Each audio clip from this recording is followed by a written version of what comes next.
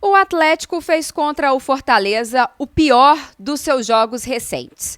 Pior do que o jogo contra o Lanús na final da Copa Sul-Americana, né? Ainda que lá o resultado seja muito mais a se lamentar, porque foi a perda de um título, mas naquela oportunidade o Atlético agrediu o adversário, criou oportunidades, só não conseguiu aproveitá-las pela incapacidade e incompetência de alguns dos seus próprios jogadores.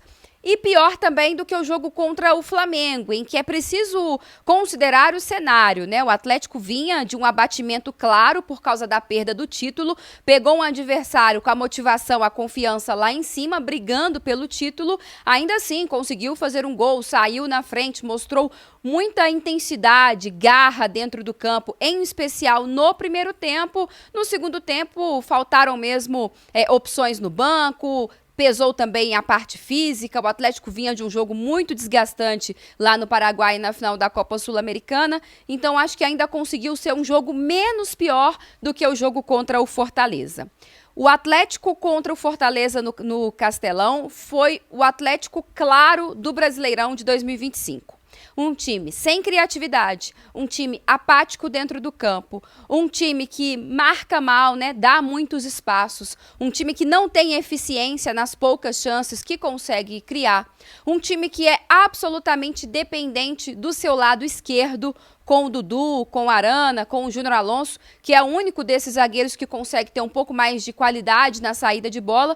E o Dudu é o único, parece, desses jogadores que ainda tem algum tipo de confiança, que tenta um drible, que tenta algo diferente, que vai para cima, né, do marcador do adversário. Mas quando o Dudu e esse lado esquerdo ali está bem marcado, o Atlético simplesmente não consegue jogar, porque não consegue ter força pelos dois lados do campo. Então, esse Atlético contra o Fortaleza foi o típico Atlético do Brasileirão, desse Brasileirão medíocre, desse Brasileirão vergonhoso. Um Atlético que na Série A desse ano só venceu 3 jogos na condição de visitante, o que na minha visão é inadmissível. Nós estamos falando de um dos maiores clubes do Brasil, nós estamos falando de um clube que ao longo dos últimos anos vem brigando por título, nós estamos falando de um elenco que é qualificado. Tem problemas? Tem problemas. É um elenco desequilibrado ali em nível técnico? Sim, mas ainda assim um elenco suficiente para ter vencido mais do que só 3 jogos na condição de visitante. E o Atlético caminha, né, para terminar esse Brasileirão ali no limbo, tendo que se contentar mais uma vez com Copa Sul-Americana, ainda meio temeroso com o rebaixamento, apesar de achar que não vai acontecer, mas sem mais uma vez chegar a Libertadores para a próxima temporada, o que compromete muito, mas eu não compro essa história de que só porque não estará na Libertadores, o time vai ter investimento zero e tudo mais. Eu acho que pelo contrário, o Atlético precisa investir, não estou falando nem só de gastar muito dinheiro, mas de usar esse dinheiro de uma forma inteligente para renovar, para qualificar, para equilibrar esse elenco, para daí conseguir brigar melhor no próximo ano, porque quem não consegue disputar o Brasileirão em alto nível geralmente não consegue disputar mais nada.